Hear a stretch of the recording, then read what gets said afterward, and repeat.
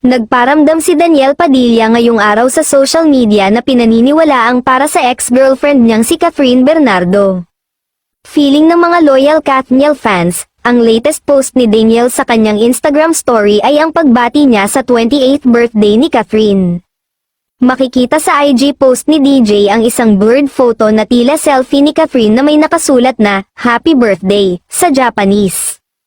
Ang sunflower emoji na nasa lower left ng kanyang IG story ang nagbigay ng sign na para kay Catherine ang nasabing post.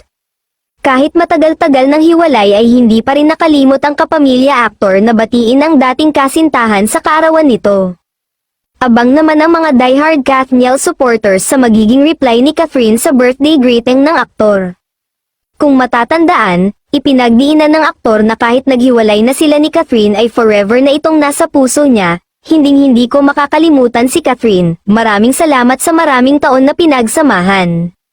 Hinding-hindi mawawala sa puso ko ang memories at ating adventures at journeys na pinagsamahan. Thank you very much, sabi ni DJ. Samantala, ibinandera naman ni Catherine ang pagiging first ever Filipino ambassador ng isang French luxury perfumes and cosmetics house. Sa kanyang Instagram, ibinahagi ng dalaga ang kanyang video ad with her bonggang-bonggang pink dress. "Don't let anyone tell you that you're not allowed to redefine who you are," she wrote. "Everyone's a work in progress."